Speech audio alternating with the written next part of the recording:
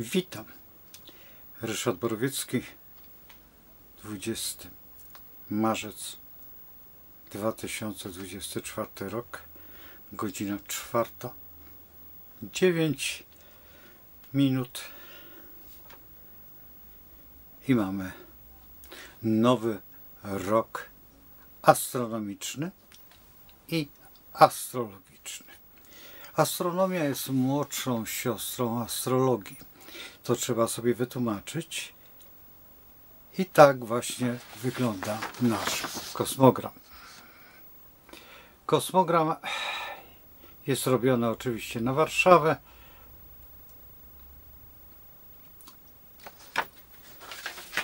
Czy faktycznie jest to nowy rok?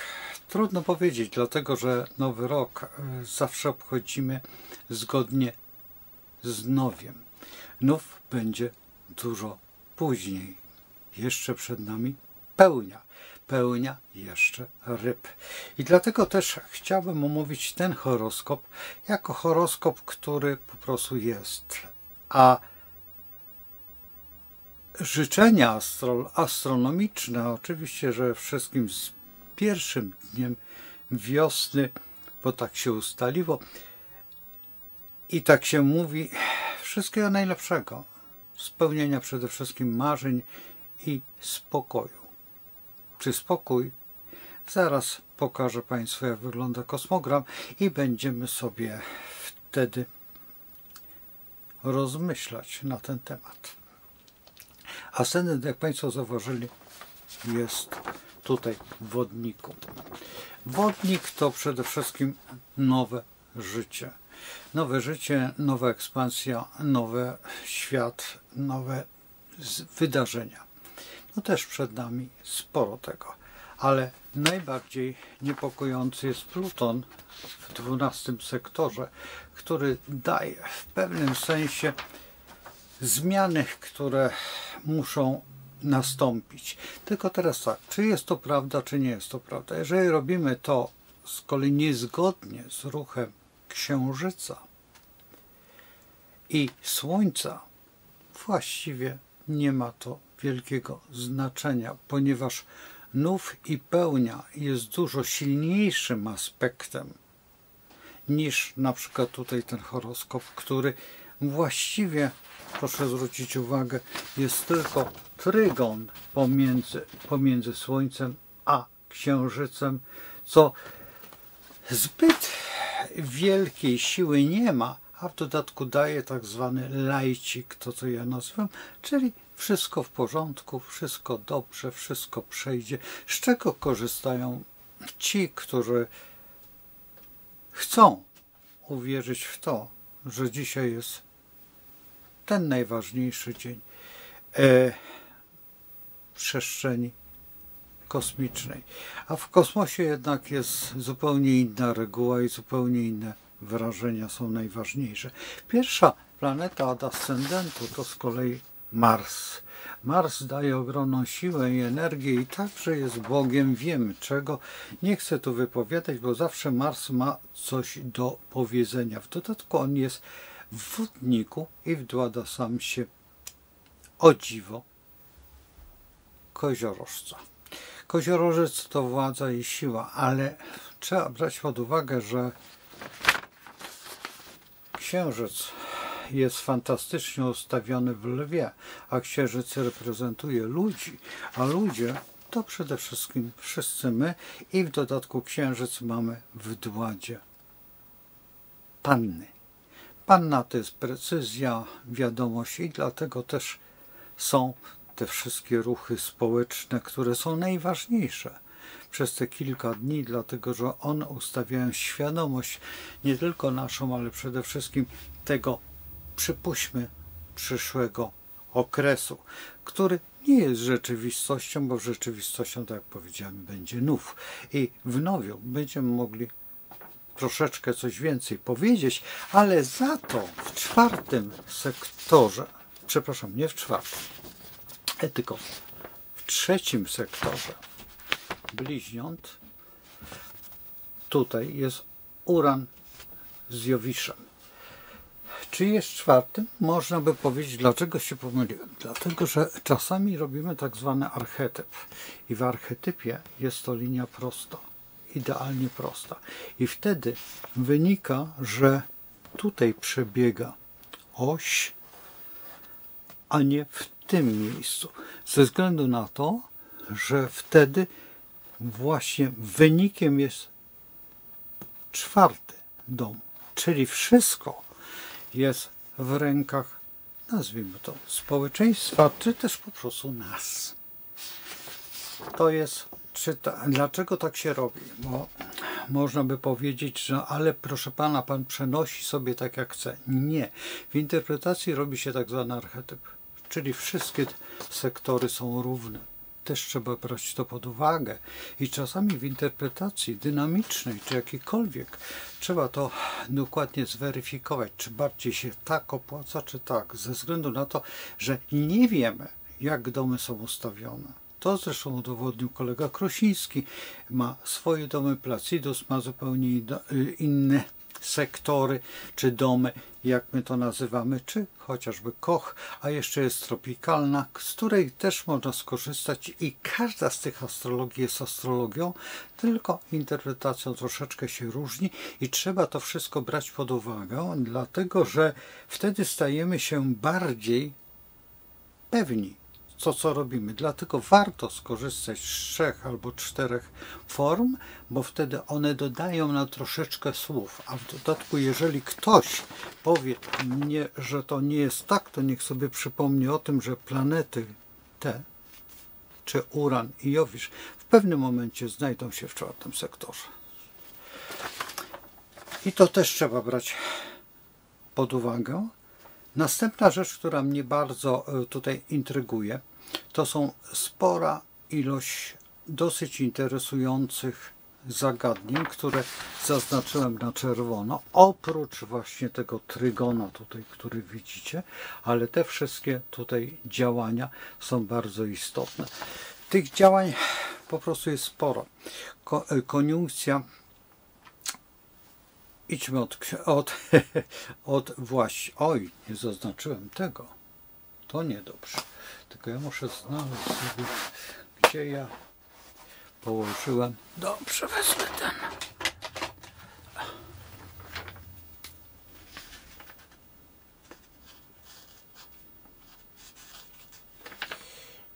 Będzie troszeczkę inaczej wyglądać, ale pierwsza koniunkcja, jaka jest, to jest Słońca z Neptunem.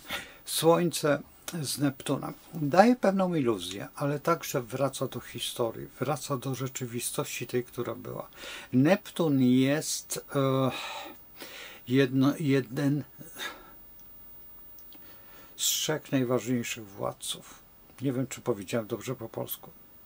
Neptun jest jednym z 3 najważniejszych władców. O, tak będzie prawidłowo chyba. Neptun rządzi wodą. Wiemy, ile wody mamy w organizmie, ile wody jest na świecie.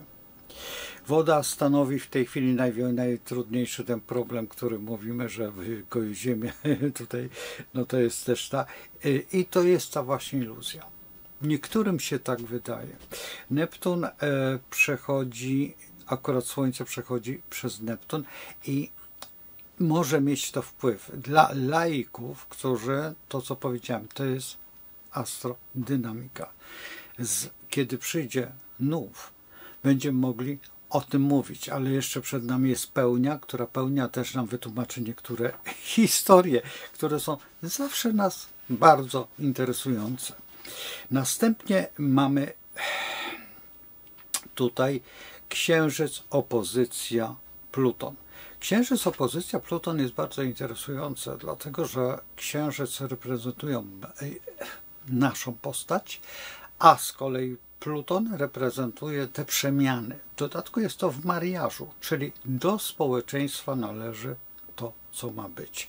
Dlatego też rolnicy z Francji, rolnicy z Hiszpanii, rolnicy z innych krajów, łączcie się i po prostu zróbcie to wszystko razem. Teraz jeżeli patrzymy na Księżyc w opozycji do ascendentu, to jest tutaj. O, to co omawiałem, to jest tu. To jest doskonały moment, dlatego że Księżyc jest, proszę zwrócić uwagę, w sektorze Panny, tutaj mamy Pannę, czyli ciężkiej pracy. I świat, który w tej chwili pracuje i żyje z pracy, to jest tylko rolnik. Wyłącznie. Rolnik, ogrodnik, wszyscy, którzy są związani z jedzeniem, po prostu z jedzeniem. To także będzie piekarz, to także będzie ten, który wozi, to także będzie wozi to, rozwozi. To będzie także ten, który sprzedaje w sklepie.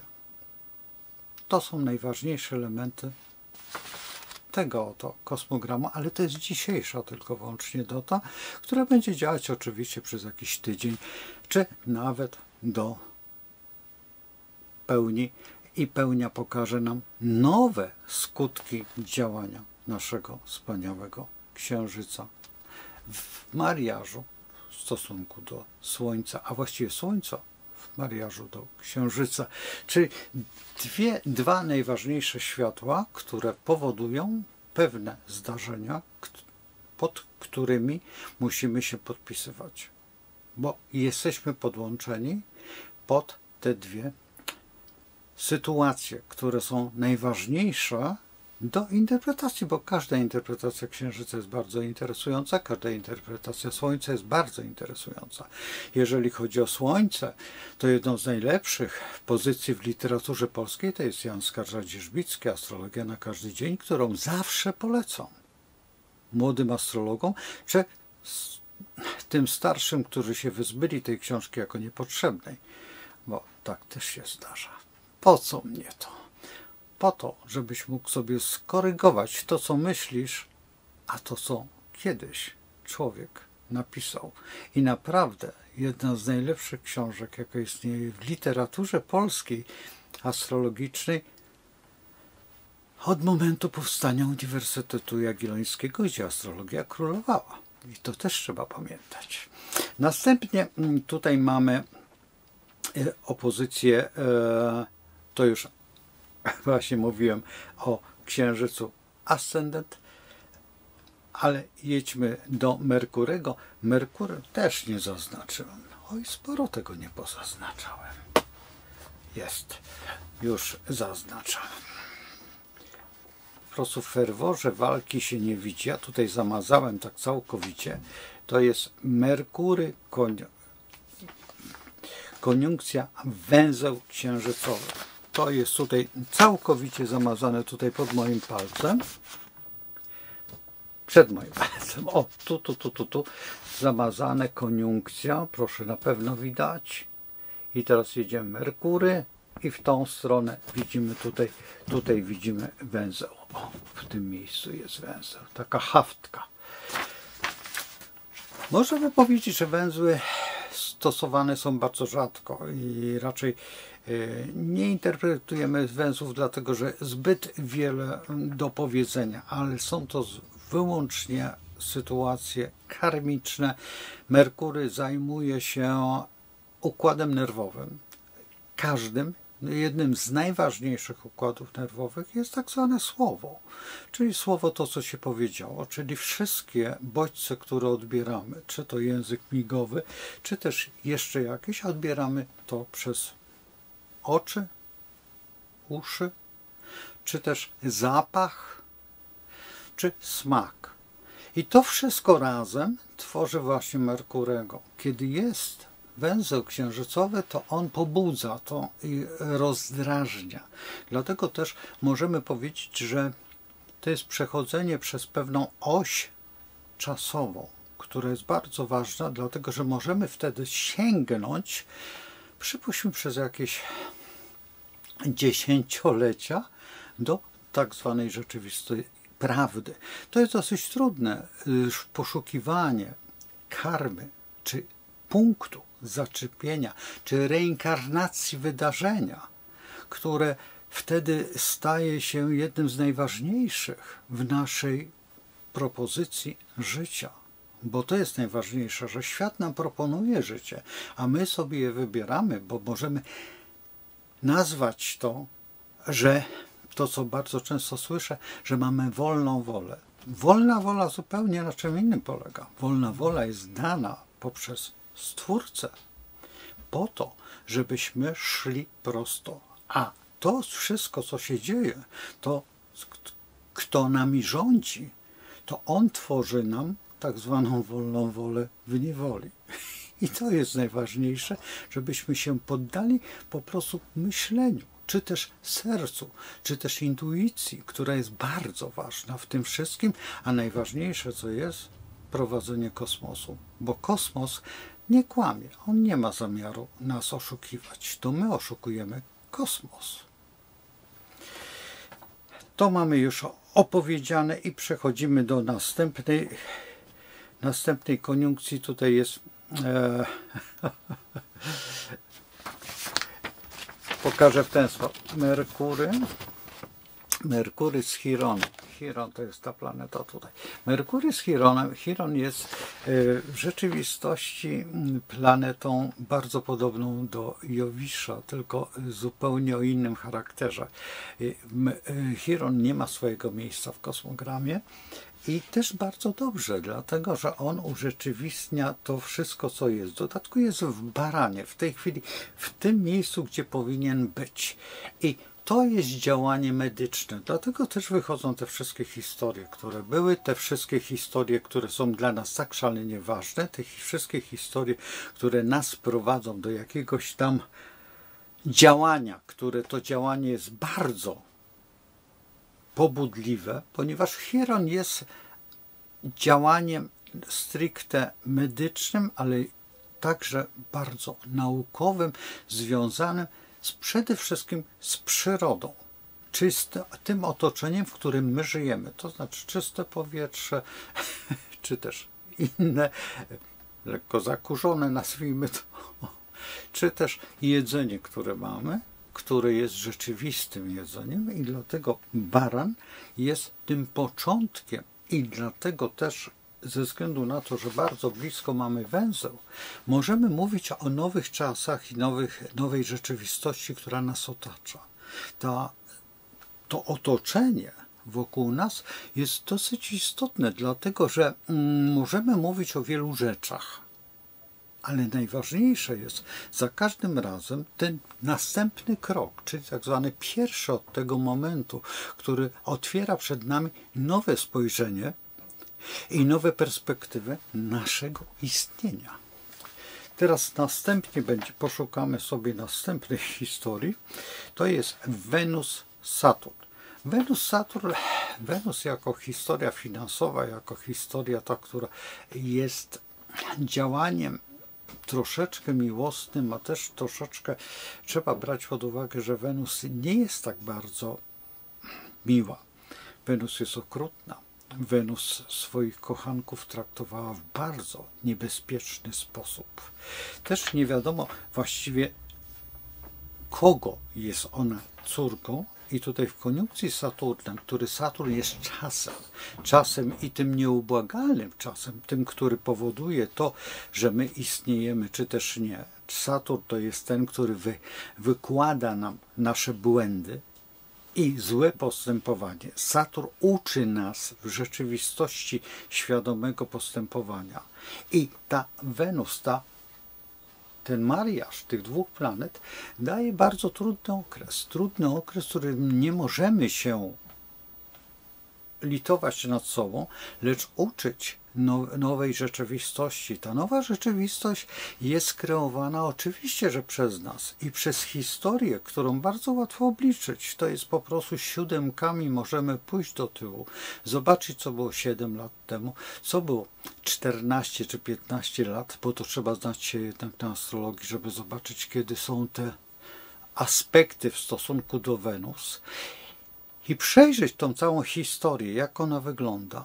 I dopiero z tego wyciągnąć wnioski, a nie wyciągać sobie wnioski z jakiejś tam panienki czy niedouczonego uczonego, który nagle sobie wnioski wyciąga na podstawie jakiegoś algorytmu matematycznego, to nie jest arytmetyka. To jest właśnie najważniejsze, że astrologia nie jest arytmetyką, tylko jest przyrodą życia. Kosmicznego oczywiście.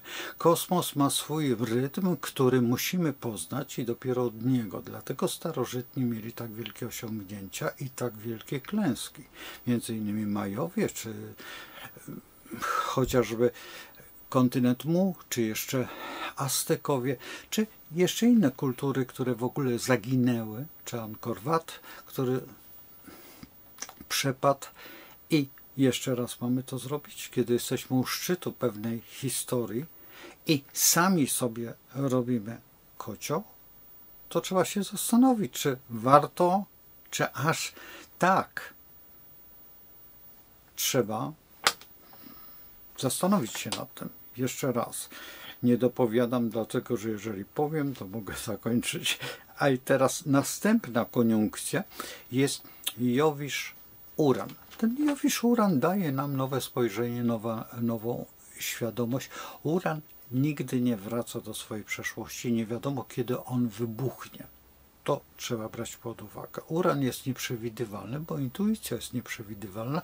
Nie wiemy, jak postąpimy w danym momencie. W danym momencie nam się może to opłacać, czy też może się nie opłacać. W dodatku jeszcze jedna jest rzecz, która jest bardzo ważna, że bardzo często powołujemy się na historie byłe, czyli na świadomość, którą niesiemy z przodkami, czy genetyczną, która ta genetyka jest zawsze na zasadzie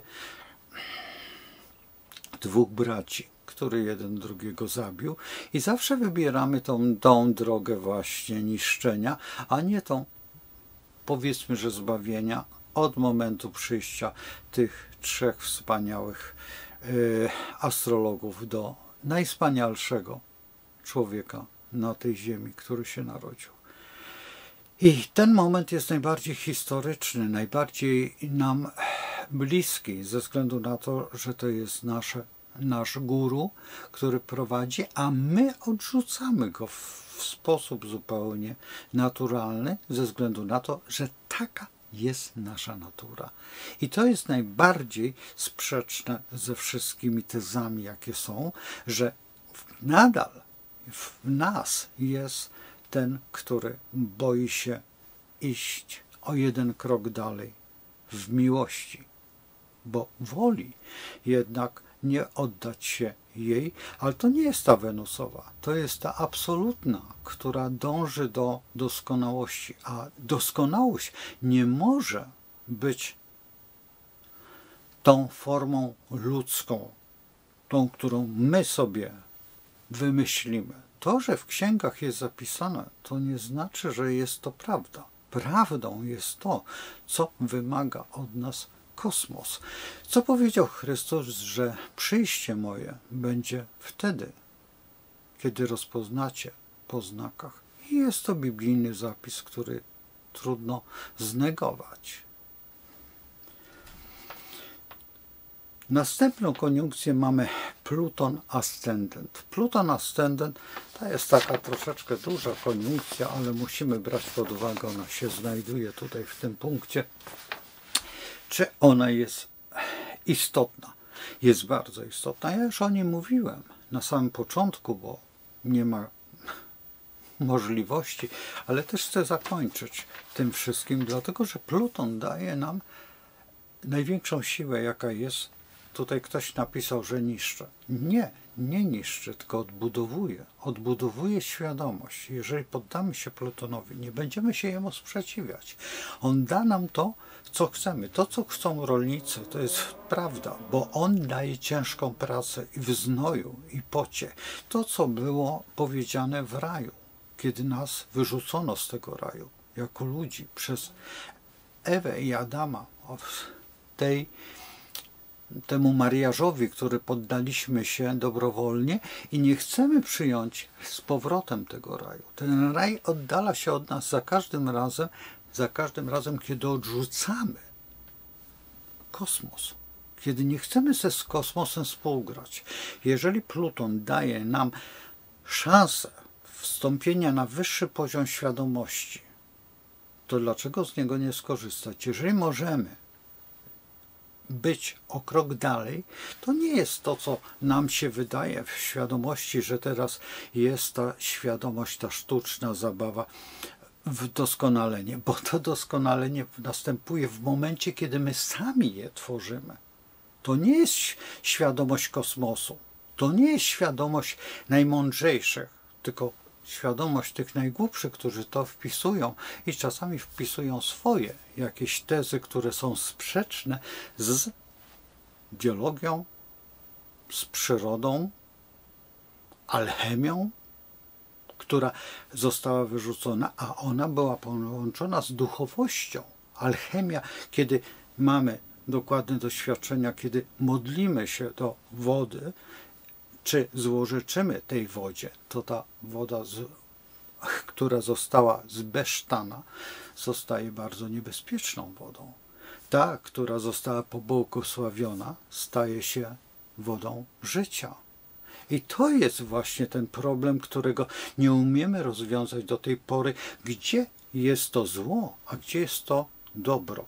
Gdzie jest to życie, a gdzie jest ta właśnie zagłada, która zagłada w tej chwili w każdym momencie naszego życia jest. Począwszy od ubrania, które ubieramy się w plastik, skończywszy do palenia tutaj świeczki, gdzie jest stearyna, a nie wosk. I w każdym momencie naszego życia sami sobie szkodzimy. Ale cóż, trzeba wybrać jakąś alternatywę po to, żeby przeżyć. Czy przeżyjemy? Każdy organizm przygotowuje się i odnawia się w odpowiedni sposób. I to jest właśnie dar z kosmosu, że potrafimy przygotować się do danych warunków i do danej sytuacji, która ta dana sytuacja jest właśnie świadomością naszego życia, bytu i funkcjonowania. Jeżeli tego wszystkiego nie rozumiemy astrologii, nie rozumiemy tego wszystkiego, co ja tutaj przekazuję, nie tylko Państwu, tylko moim uczniom przede wszystkim, którzy to oglądają i przyszłym uczniom, którzy lada moment rozpoczynają wkraczanie na drogę świadomego Królestwa Wiedzy. I tak to trzeba nazwać. I wszystkim Państwu życzę świadomej wiedzy i królewskiej wiedzy, bo jest Was. Bo jesteśmy stworzeni na wzór i podobieństwo Stwórcy, bo tak nas stworzył. To nie jest nasz wymysł. Nie miał innego wzoru, jak sam siebie. I na pewno wśród nas gdzieś krąży i przygląda się, jak postępujemy. I musimy o tym pamiętać. Nie zawsze to, co myślimy, jest dobre, ale świadomość zawsze pomocy drugiemu człowiekowi za wszelką cenę i nie dania mu strawy, tylko dania mu narzędzia do stworzenia jest największą rzeczą. Nauczyć go myślenia, który nam dał Stwórca, czyli to narzędzie, które jest chyba najbardziej niewykorzystywane w tej chwili w całej historii ludzkości, a przecież możemy je wreszcie doprowadzić do perfekcji. Jest to długa droga, jest to przynajmniej 2000 albo 5000 lat. Nieistotne, ale nie musimy tego niszczyć w tej chwili, tylko dlatego, że komuś tak się podoba. To nie jest ta droga. Ta droga jest wtedy, kiedy łączymy się i myślimy. To nie jest chip wprowadzony, bo niepotrzebny on jest. My go mamy już dawno w sobie od wielu tysięcy lat, który nadal zupełnie inaczej funkcjonujemy, o czym będę mówił w przyszłych tutaj moich wypowiedziach. Jak ludy pierwotne wiedziały, chociażby dogoni o Syriuszu, chociażby aborygeni, którzy poruszają się i nie chcą nam zdradzić nawet cząstki paznokcia swojej wiedzy. I oprócz tego to, co wie, jest zapisane w księgach Wed, które do tej pory nie potrafimy odczytać. Nawet Pisma Świętego nie potrafimy naszego dobrze odczytać. Tylko interpretujemy według swojego ego. A to ego nie jest tym egiem, które byśmy chcieli. Zresztą to wiemy, bo widzimy, co się dzieje chociażby w przestrzeni tutaj chrześcijańskiej, czy katolickiej, czy też innej, ponieważ sami chrześcijanie zwalczają siebie, co w tej chwili w kościele rzymskokatolickim już jest bardzo mocno widoczne i nagle zmiany chcą doprowadzić do jakiegoś rozwiązania, kiedy właściwie czy nie lepiej pozostawić to jakiejś historii, która była. Przecież każdy ma wolną wolę, jaką wybiera. Jeżeli wybierasz duszpasterza, idź tą drogą i nie reformuj jej. Doprowadzisz do tego, co Luter, czyli do II wojny światowej, do I wojny światowej, bo to jest twoja wina. I to trzeba brać pod uwagę z Kantem i jeszcze z innymi, chociaż do tej pory jest to najważniejsza historia, jaka jest. I filozofia, humanizm jest chyba najbardziej niebezpiecznym kierunkiem w naszym życiu, kiedy ścisłe nauki dają nam możliwość mechanizacji naszego życia, ale nie stworzenie cyborgów, tylko stworzenie matematycznego wzoru, którym kieruje właśnie Stwórca, a on i tak nieraz zrobił błędy, ponieważ musiał zniszczyć i od nowa zbudować. To jest zapis biblijny. I życzę Państwu przede wszystkim rozwiązywania problemów na kanwie swojego życia i na kanwie tej przestrzeni, w której żyjemy. To wszystko, co jest rezultatem optymizmu i fascynacji swoją głupotą, bo głupota szerzy się w tej chwili tak koszmarnie, że gdyby wiedziała, podejrzewam, że jak w szpitalu na peryferiach uleciałaby jak gołębica bardzo wysoko. Tylko czy ta gołębica by była biała? To nie jest pewne, bo może być to jakiś taki gołąbek, który udaje tylko jego. To nie jest ten gołąbek, który namalował Picasso na ścianie jednym ruchem ręki. To wszystko, co się dzieje, jest jakimś absurdem myślenia. I miejmy nadzieję, że wyjdziemy z tego absurdu, bo baran nam pomoże i kosmos też. Ja w to po prostu, czy wierzę? Jakby ktoś się pytał, ja nie wierzę w astrologię. Astrologia jest, funkcjonuje i oddziaływuje. Ten, kto nie wie, nie rozumie, a ten, kto rozumie, nie wierzy. Po prostu interpretuje.